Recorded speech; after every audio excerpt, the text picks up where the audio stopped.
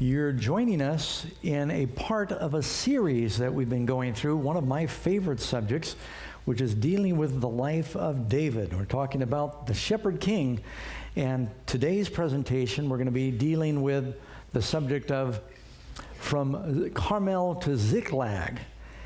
In our last story, we saw that David had a very interesting experience where he appealed to a local rancher they had been protecting if they could make a donation to help a little bit with the costs of feeding an army. And he basically reproved them. David was on his way to exact vengeance on Nabal, and Abigail interceded. She appealed, brought a gift, and basically averted what could have been a terrible disaster. And then at the end of the story, David, very amazed at Abigail and the kind of woman she was, he learns that Nabal has a stroke and he dies. He proposes to Abigail, and she becomes his wife. So now, in the time between when David marries Abigail and this all happens, there's one more episode where David is surrounded by Saul. David sneaks into Saul's camp at the night. Abishai says, strike him to the ground with a spear. David says, no, he's the Lord's anointed. Forgive him. And again, David confronts Saul and says, see here, I'm not trying to kill you. I had a chance. Here's your spear. Here's your water jug. And Saul says, oh, I'm sorry. It was just an accident. You're going to prevail, David. And then at the end of that, David says, you know, how many times has Saul acted like he was going to change his mind, but he can't help himself? He tries to pin him against the wall with the spear, and then he tells Jonathan, I was just kidding. I really like him. And then he tries to pin him against the wall again with his spear. And then he sends soldiers after him, and David finds him in the cave, cuts off his robe. Saul says, make a covenant with me. You're going to be king. I'm sorry. Then again, he goes into the camp. He does it again. Saul can't help himself. He is demon-possessed. He just is so controlled by vengeance. And so that brings us to our next section. Turn with me to 1 Samuel chapter 27, verse 1. Now I will perish someday by the hand of Saul. There is nothing better for me than that I should escape to the land of the Philistines. And Saul will despair of seeking me any more in any of the parts of Israel, so I will escape out of his hand. Now, this is a low point for David. This is David who had escaped so many times because God had promised, you're going to be king, and I want you to fight against the Philistines. I want you to set Israel free. I want you to expand the territory of Israel. And David has lost faith. It's not a great verse, but you know, it's there to remind us that that happens to us. Just before that statement that David makes, I'm going to just go to the land of the Philistines. Listen to what David writes in Psalm 121. I'll lift up my eyes to the hills from whence comes my help.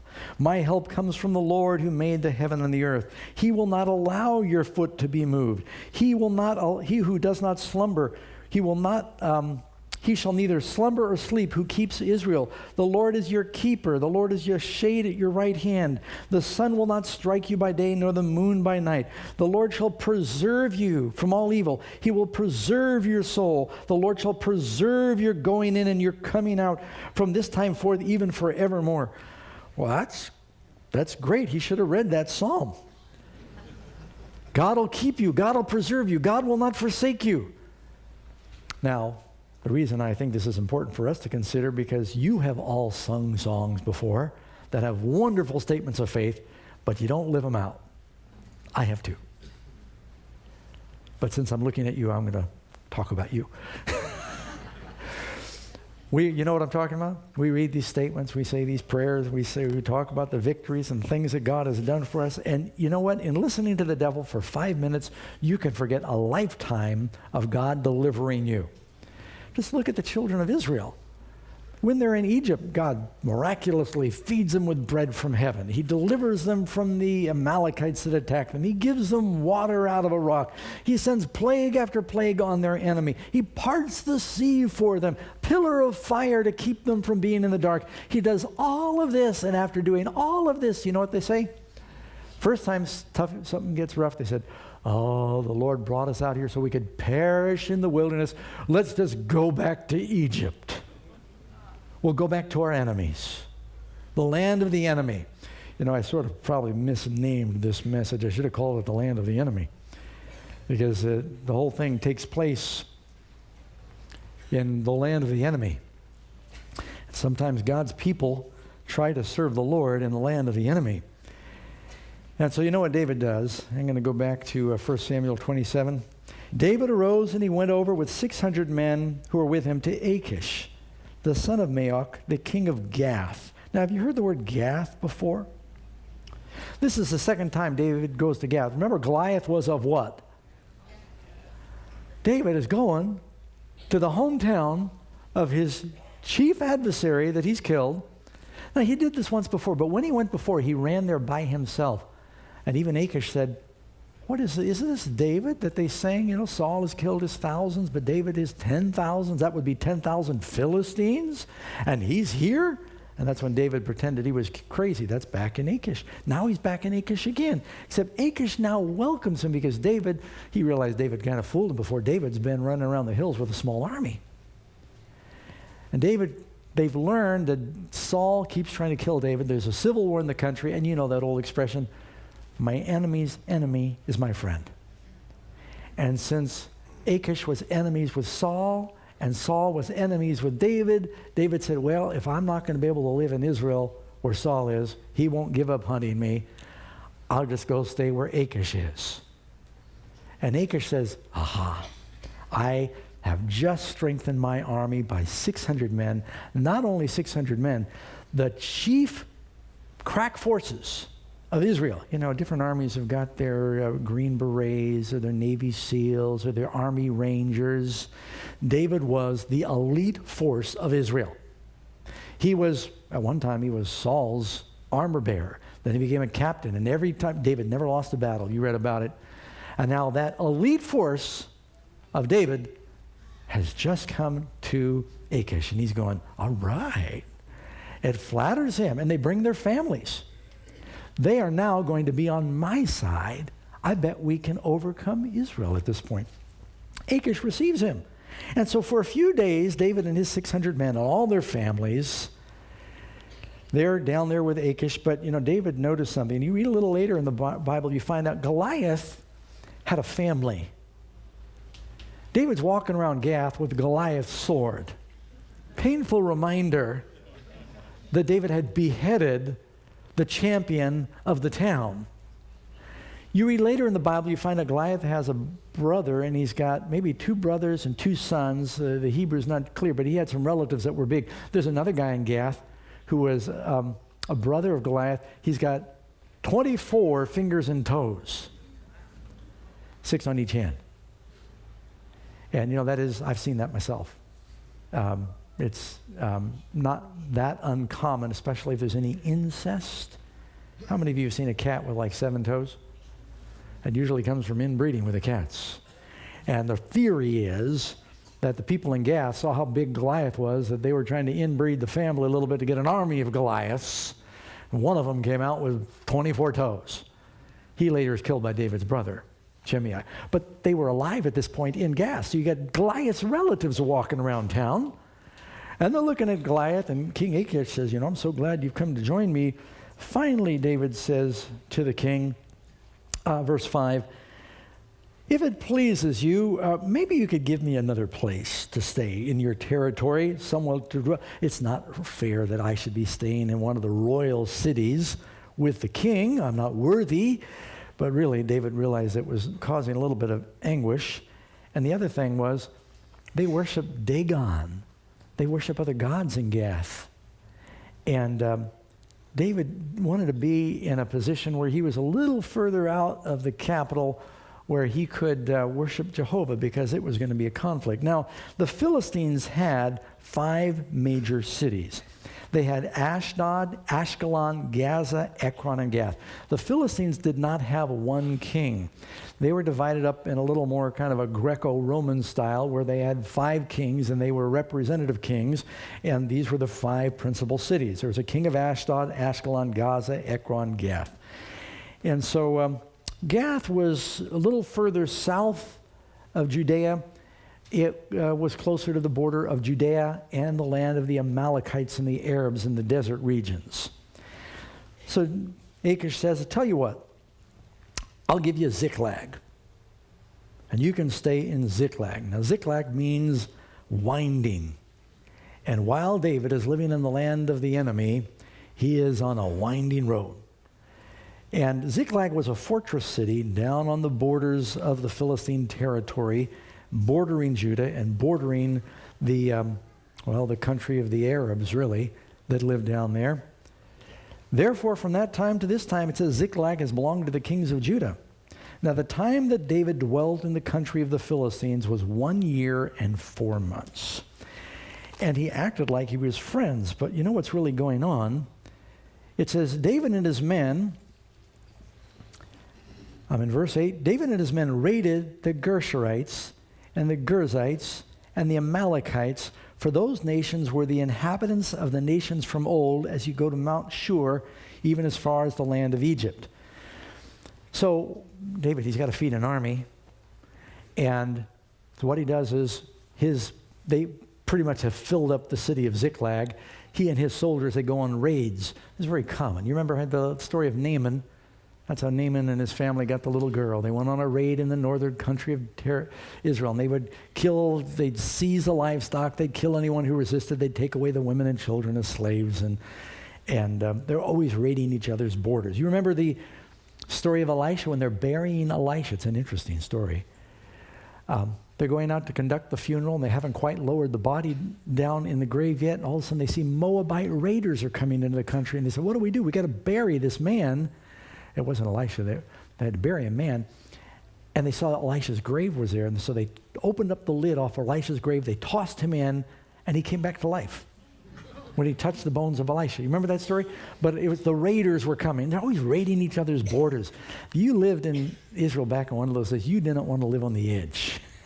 It wasn't safe on the edge. You wanted to be right in the middle. So David went out raiding because he had to feed his army. And he's raiding the enemies that Joshua and the children of Israel had not subdued when they were supposed to when they came into the land. You remember King Saul was told, go wipe out the Amalekites, but he didn't completely do it. So David says, well, I'll do it.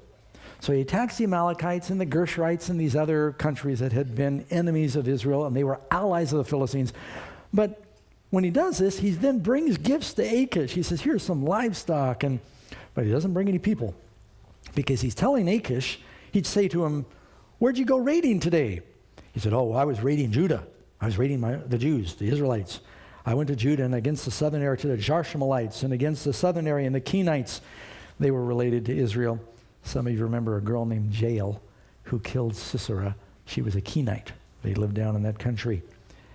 And David would save neither man nor woman alive. Now, this is tough to believe, but David and his men, they wouldn't leave any witnesses. But they were attacking the ancient enemies that God had told Israel to wipe out. But he's being very duplicitous. He said, oh, yeah, Lord, I'm serving you in the land of the enemy, and I'm lying the whole time. I'm pretending that I'm friends with the enemy while I'm serving you. He was being a secret Israelite. We got some secret Christians out there. Any secret Christians out there? You come to church, you know you're a Christian, you want to fight for the Lord, but no one else out there knows. You're living in the land of the enemy, but in your heart you're a secret Christian. Someone once said that there's no such thing as a secret Christian, because either your Christianity will destroy the secret, or your secrecy will destroy your Christianity. But if you try to live a Christian life in the land of the enemy for very long, something's going to compromise. And David had to lie all the time. And he'd bring some of the spoils he'd take from these other towns. He'd keep most of it for his army. He'd bring some as gifts to Achish, kind of a tax. And he'd say, wow, boy, you're being pretty brutal fighting your own people. You don't even leave any survivors. Because often you take survivors as slaves. But he said, I'm not keeping anyone alive. Well, he was attacking the Philistines' friends. And so this goes on for 1 year and 4 months, and nobody catches on. And he'd save neither man or woman alive. So Achish believed David, saying, he's made the people of Israel utterly arbor him. Therefore, he'll be my servant forever.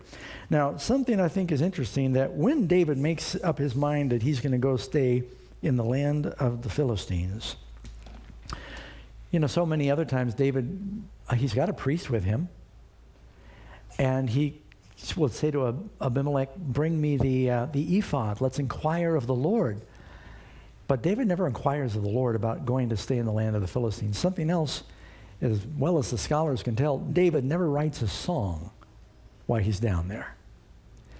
He sort of is living in no man's land in the experience. He's wandering. He kind of made the mistake that the Israelites made, saying, I want to go back to Egypt. So it happens during this time that he's living down there in Ziklag, that the Philistines gather their armies together for war to fight against Israel. Now, why do you think they'd choose to do that? Because the strongest fighting force in Israel is now on their side. They believe the battle's going to turn. Saul has spent so much time and money chasing around his own country, fighting his own people. He killed his priests. He's fighting after David. They have become weakened during this time when they should have been building up the army. They've been distracted. And the Philistines realize that they are now vulnerable. And so they amass, probably in the spring of the year, for a great apocalyptic war. It's not a skirmish. This is an all-out, all-hands-on-deck war where they're calling all of the armies of Israel. Sometimes they went out to battle. You read Saul took 3,000 men. But this is not that battle. This is where every man is called. And the Philistines get all the 5 kings together. And all of them get all of their armies together, and they are doing a full-out war with Israel. And it says here that they gathered for war, on chapter 28 of 1 Samuel.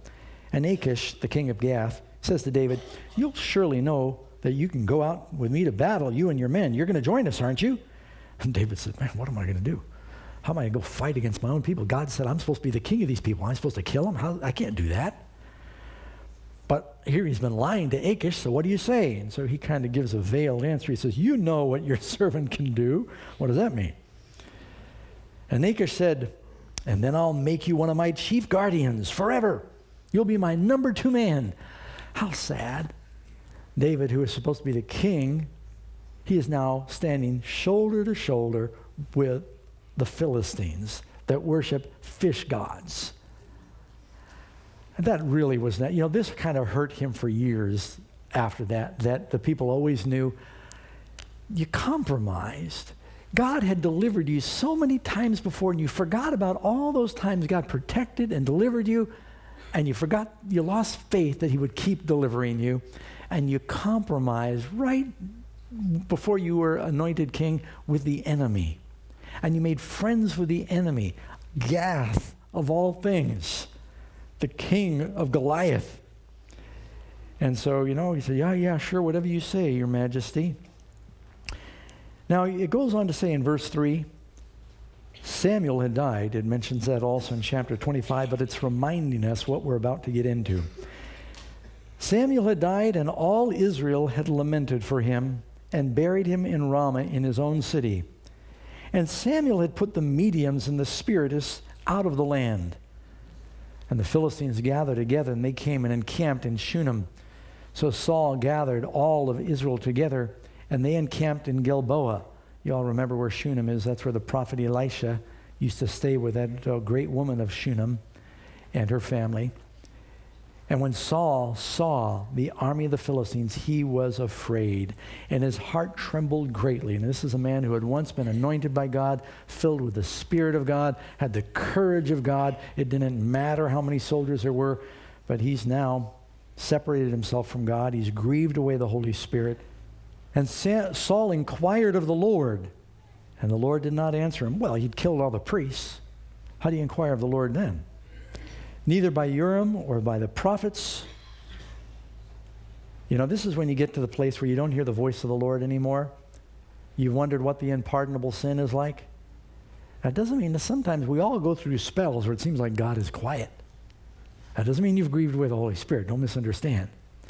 But he received no answer because he had refused to listen, and now he's in a crisis. And finally, in desperation to show, this was a time of testing. And Saul failed the last test. Then Saul said to his servants, "Find me a woman who is a medium, that I might go to her and inquire of her." Now, he wouldn't have specified a woman because they had male mediums too. He knew there was one in the area. And the servants said to him, "In fact, there is a woman who is a medium at Endor." Now, what does God's word say about inquiring of mediums? It tells us, don't do it. You shall not permit a sorceress to live. Is that clear? Leviticus 20, verse 6. And the person who turns the mediums and familiar spirits to prostitute himself with them, I will set my face against that person and cut him off from his people. See what the prognosis is when we start getting into spiritualism? 1 Chronicles 10:13. Why was Saul judged? So Saul died for his unfaithfulness which he had committed against the Lord, because he did not keep the word of the Lord, and also because he consulted a medium for guidance. Does God want us going to the spiritualists of the world to find out what we're supposed to do? So they find this woman, and some of the servants of Saul disguise themselves, and Saul disguises himself as king. They go in, and the woman said, "What can I do for you?" And they said, "Look, we want you to call up Samuel the prophet." She said, "Oh, you're testing me. Saul's cut off all the spiritualists of land." They said, "You don't have anything to worry about." And then finally she realizes, this is Saul. "Why did you deceive me? You are Saul." King said, "Don't be afraid. Call up this prophet. Bring up Samuel for me." He said, "I need to know what to do."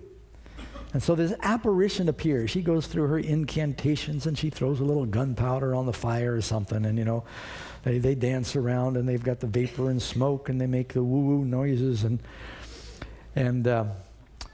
when I was a kid, our family we were into spiritualism, and we had Ouija boards, and my mom wrote astrology songs, and it is so much garbage. But, there's a real dark power involved in all of that. And, when you try and talk to the dead, you're really speaking to devils.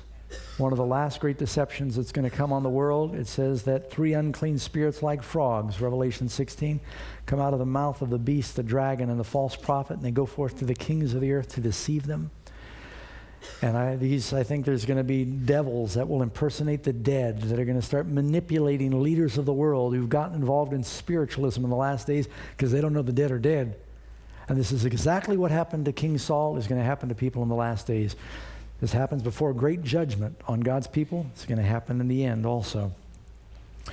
So this devil that is coming pretending to be Saul, and some say, no, it really was Samuel. No, it's not Samuel. Does a witch have the power to resurrect a prophet of God?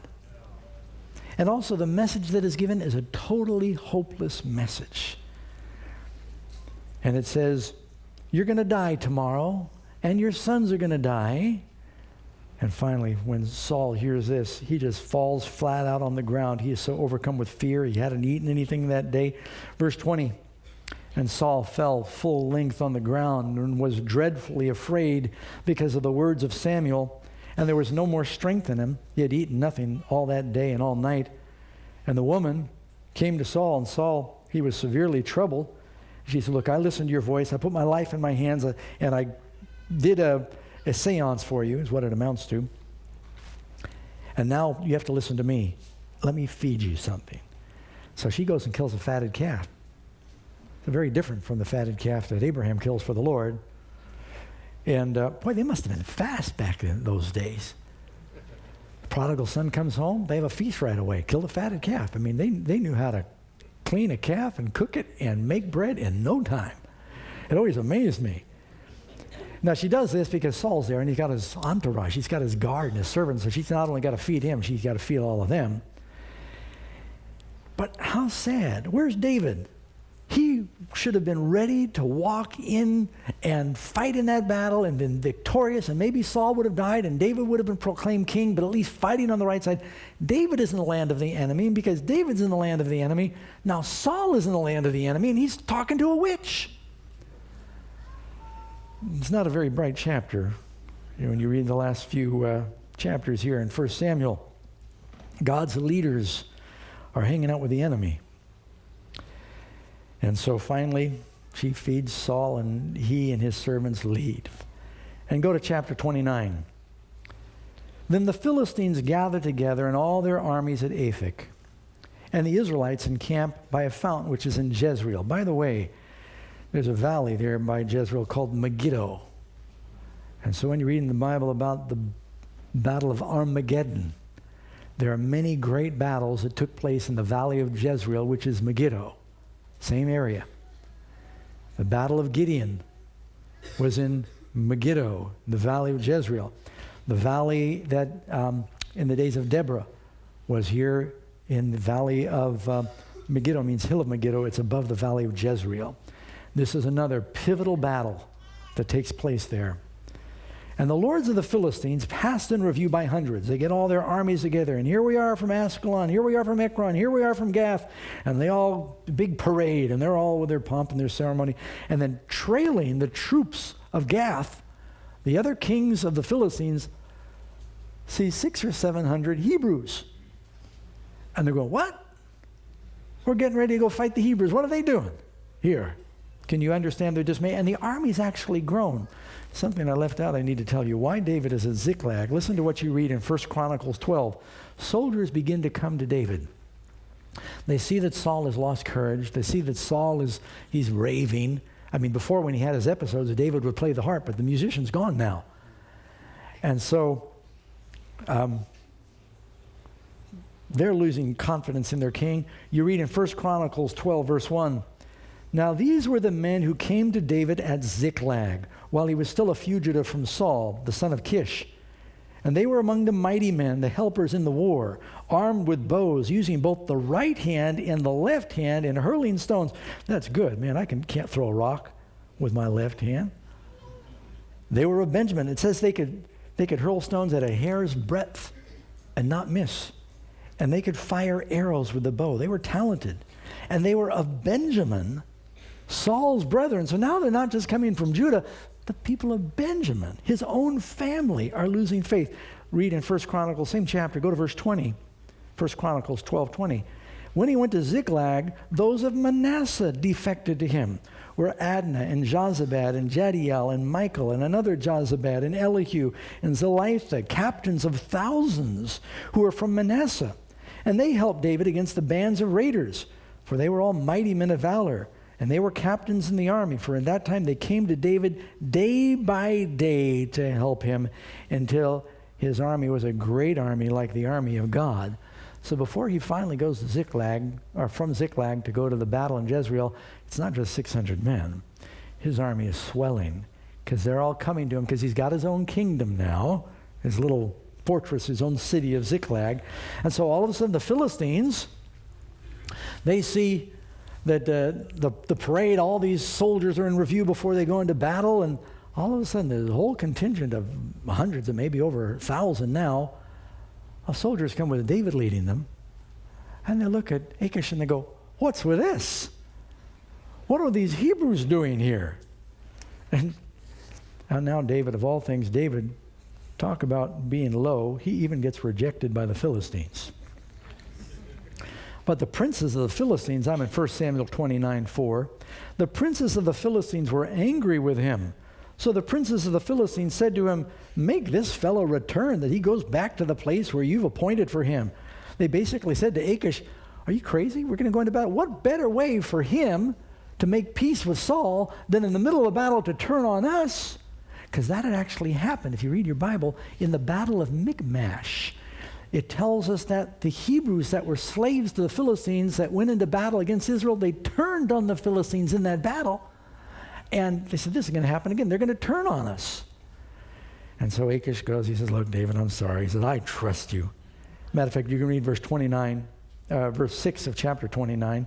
Achish calls David and says, surely as the Lord lives, you've been upright in your going out and your coming in. And David must have hung his head then, oh yeah. You've been out, lying every day. You've been upright in your going out and your coming in.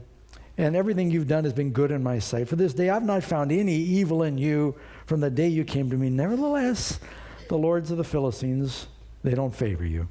So you better go back home.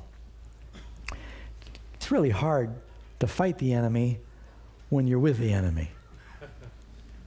And some of us have wondered, I think you need to make your colors clear if you're a Christian. Saves you lots of trouble. You notice that when Jesus was being crucified, but when he was being tried, Peter followed Jesus from a distance. John went into the judgment hall with Jesus. Peter, trying to look like he wasn't too closely connected with Jesus, he hung out with the enemies of Jesus. Peter ends up denying Jesus. John walked right on in, stood by Jesus. He did not deny him. If we follow Jesus from a distance like that and we hang out in the land of the enemy, we're going to end up denying Christ. I let people know right up front, I'm a Christian. And it just makes all the boundaries really clear. Saves all kinds of problems. So now David and his soldiers, they're rejected. They're also really worried what's going to happen to Israel, but they are sent on their way.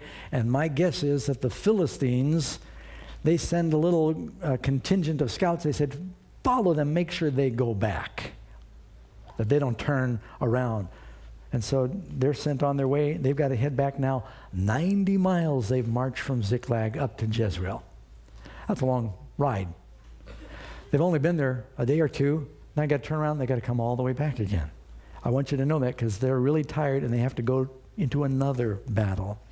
When David and his men came back to Ziklag on the third day, it took them 3 days to get back. You know how many times things happen on the third day? That the Amalekites had invaded the south in Ziklag and attacked Ziklag and burned it with fire. They had attacked the southern extremities of Judah and the border of the Philistines. Now, why would they do such a terrible thing? Well, David had been attacking them. Did you just read that? You know something about the history of the Amalekites and the Israelites? It's important to understand it is one of the longest standing feuds, and they had the most brutal command. The Amalekites were an age-old enemy of Israel. Exodus 17:14. The Lord said to Moses, write this for a memorial in the book and recount it in the hearing of Joshua, that I will utterly blot out the remembrance of Amalek from under heaven. Why? The first person who attacked Israel as a nation, when they became a nation, they came out of Egypt, the Amalekites attacked them, but they didn't just attack them. It was totally unprovoked. They hadn't done anything to them, and they attacked the sick and the weak that were straggling in the back. Look in Deuteronomy 25:17. Remember what Amalek did to you on the way as you were coming out of Egypt, how he met you on the way and attacked your rear ranks, all the stragglers at your rear when you were tired and weary, and they did not fear God. It was a despicable thing. You remember the story when Moses stands on the mountain, he stretches out his arms and he intercedes. This is that battle with Amalek. Moses is told to declare that you will never forget what the nation of Amalek did. The battle between Israel and Amalek goes all the way through until you get to Haman, who is a descendant of Amalek, and Mordecai in the book of Esther. So it is a long-standing underlying feud between these two. So now the Amalekites attack David and Ziklag while he's gone, and they carry them all away captive. And they took captive the women and those who were with them from small to great. They did not kill anyone, but they carried them away undoubtedly to sell them to the Egyptians or something. So David and his men came to the city, and it was burned with fire, and their wives and their sons and their daughters had been taken captive. And David and the people who were with him, they lifted up their voices and they wept until they had no more power to weep. And David's two wives, Ahinoam the Jezreelitess and Abigail, the wife of Nabal the Carmelite, had been taken captive. And David was greatly distressed, for the people spoke of stoning him. This is one of the times, some of God's leaders that are types of Christ, they talked about stoning Moses. They talked about stoning Elijah, and they wanted to stone David. They talked of stoning him, and you can kind of understand. Said, David, here's your bright idea. We were much safer living in the caves of En-Gedi, and here you've got us now living with the Philistines, and look, we marched off under this pretense of fighting with the Philistines, and while we were gone, we've lost everything. And so you can see you lose your family, you start getting mad, and they're ready to kill David, who they had loved. They were ready to die for him before. And so suddenly it's almost like a light clicks on in David's mind. He had been trying to do things in his own strength. He says, I'm going to have to go to the Philistines because that's how I'll save myself. Saul will stop siege. He never inquires of the Lord. He's trying, and here I'll attack these regions, and I'll raid these countries, and I'll give a little bit to Gath, and I'll lie to them, and I'll say I went, and he's trying to save himself. All of a sudden the light comes on. At the end of verse 6, it says, David strengthened himself in the Lord his God. You know, we all need friends that can strengthen us. But sometimes when your friends are ready to stone you, all you can do is strengthen yourself. And David realized, how did we get here? And he thought, you know, God, you're the only one I've got left to turn to. Now even my soldiers are ready to kill me. And suddenly David says, that's right, don't we have a priest here among us? And he calls for Abiathar, the priest, Ahimelech's son. He says, please bring the ephod to me. And Abiathar brought the ephod. And now David is inquiring of the Lord again. Praise the Lord. He's turning back to God. He says, shall I pursue this troop, this army of raiders? It's bigger than just a group of raiders, you'll see, that attack Ziklag. Will I overtake them? And he says, pursue. You will surely overtake them, and without fail recover all. That's quite a promise. So David, he goes and 600 men who are with him, and he comes to the brook Besor. You look at your map, you'll find that he's gone way down south towards Egypt. There's a creek that actually has water most of the year where they stay, where some were left behind.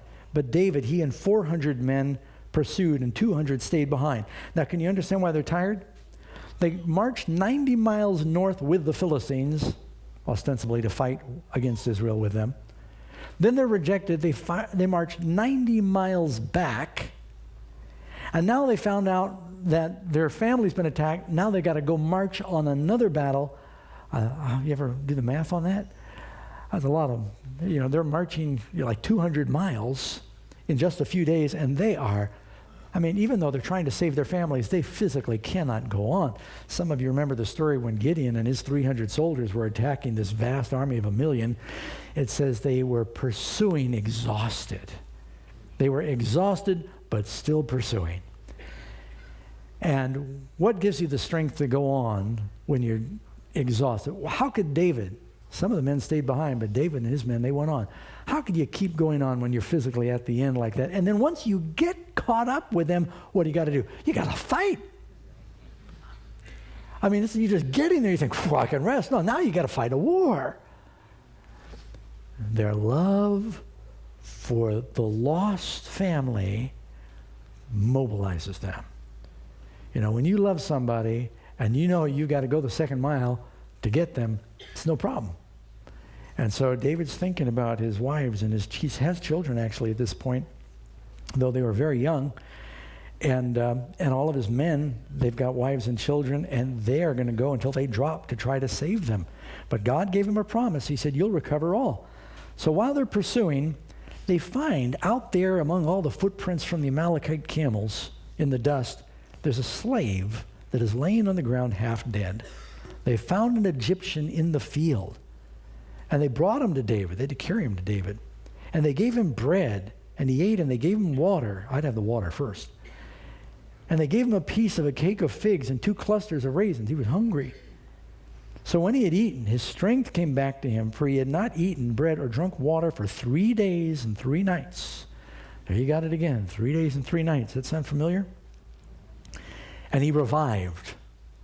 Do you have another story in the Bible of someone reviving after 3 days and 3 nights? And David said to him, to whom do you belong? And where are you from? He said, I'm a young man from Egypt, a servant of an Amalekite. My master let me go. The Amalekites weren't very good to their slaves. He just dumped them. He left me behind because I was sick. We made an invasion in the southern area of the Cherethites, in the territory that belongs to Judah, the southern area of Caleb, and we burned Ziklag with fire. And David said, can you take me down to this troop? Do you know where they went? He said, swear to me by God, you'll neither kill me nor deliver me back to the hands of my master, and I'll take you down to this troop. After all, they dumped me.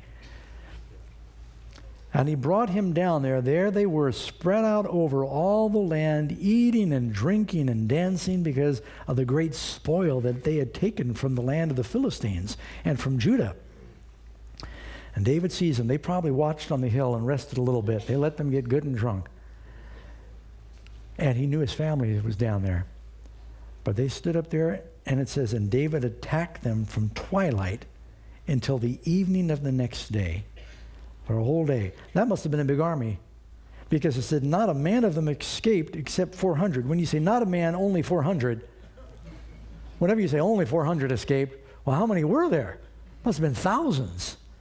But David and his 400 exhausted men, they came on them, and they were all drunk and hung over, and they had a food coma. They had eaten so much, they had been feasting, and you know, when the judgment came on the Amalekites, it was at the end of a party. You know, that often happens in the Bible. It's, it's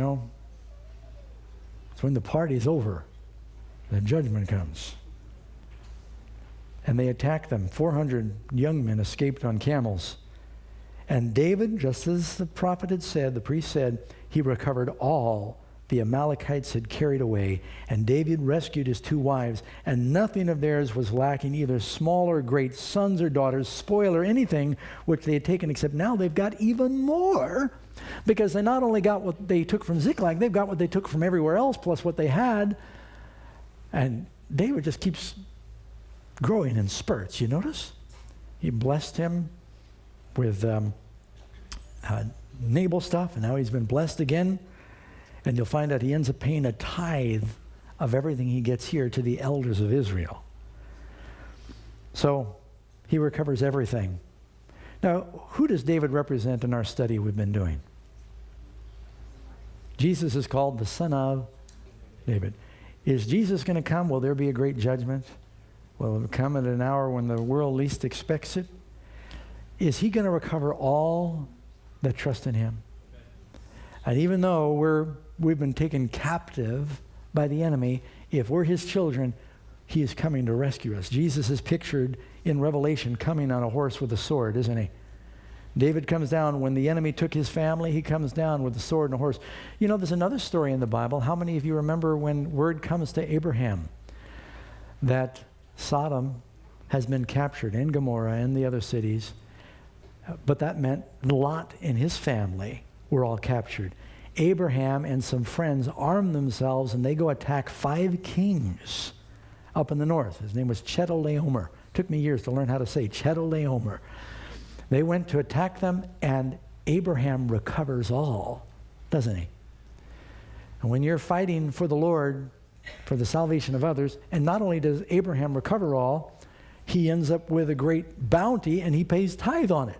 This is exactly what David does. He gets all this tithe, and he sends it on, as you'll see in the next chapter, to the elders of Israel.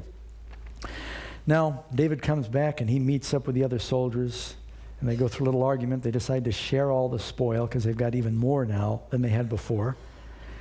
And you get to chapter 31, last chapter in 1 Samuel.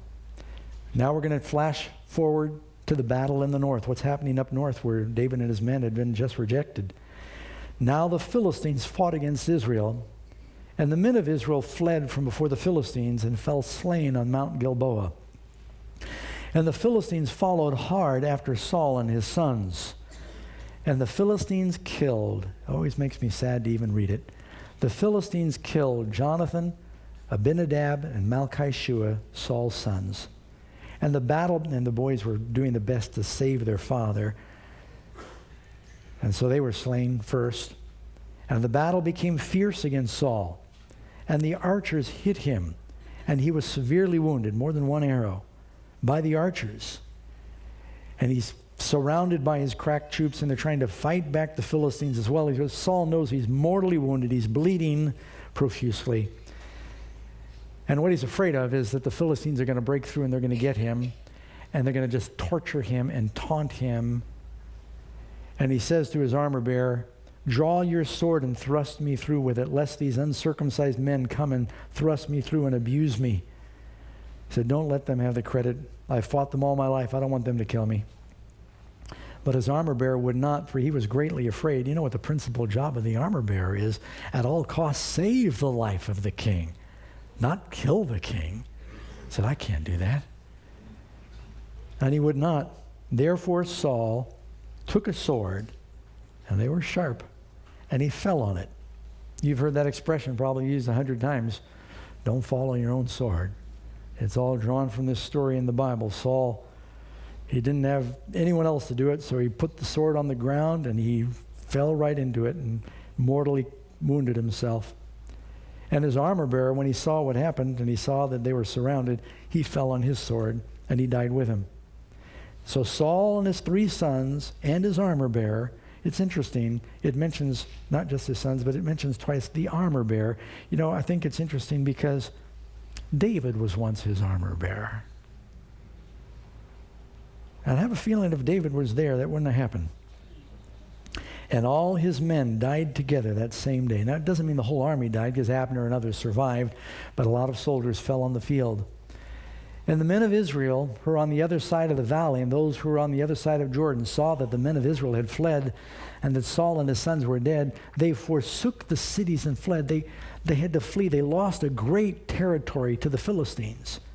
And the Philistines came and dwelt in them. It's interesting. David has now annexed a city of the Philistines, and the Philistines are annexing the cities of Israel.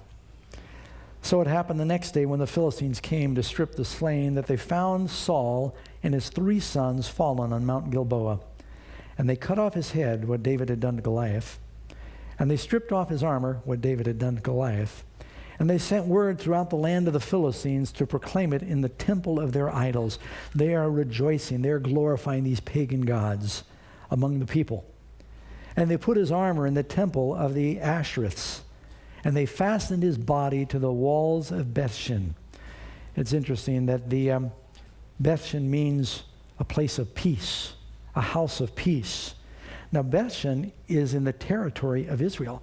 They took this city right on the crossroads. Bethshan, you can see a picture of it today. I think I even have a picture of it you can put up on the screen. Yeah, there it is. Up on top of that hill was this city. It's on the crossroads in the middle of Israel, not far from Jezreel. They had a big wall there. It was a great billboard to advertise. And there they pinned the bodies, the headless body of Saul and the bodies of his 3 sons. Now, one of those sons, what was his name? Jonathan. You know, this is the Jonathan who was to be prince, who told David, here is my robe, here is my belt, here is my sword, here is my bow. And he made a covenant with David, and he loved David, and he said, you will reign in my place. And you know, I can't help but miss the analogy here, that here you've got that son. Jonathan means Yah, Nathan, gift of Jehovah. God so loved the world, he gave his son as a gift, that he is pinned up on the wall, suspended between heaven and earth. And the men of Jabesh Gilead, when they saw that, they were loyal, they came, risking their lives. They took the bodies of Saul and his sons down, and they basically had a cremation and a burial for them. Jesus had friends that came and rescued his body. And so just at the very end, you even see at the end of this book, you can see another picture of the cross, Jonathan, who I think is a type of Christ, who loved David, who traded places with David, who gave him a sword, a belt, a shield. Makes us think of Jesus, who said, look, I will die suspended between heaven and earth for you. I am the Son of the King, but I will let you have my throne, and I'll give you my sword, his word, and I'll give you my bow, his strength. I'll give you my robe, his righteousness. This is what Jesus did for us. And this is how 1 Samuel ends. And an interesting transition happens now when we get into the 2nd book of Samuel and the story of David. But I thought it was a good place for us to think about the life of Jesus. And all of these stories are here to talk to us about Christ. Amen?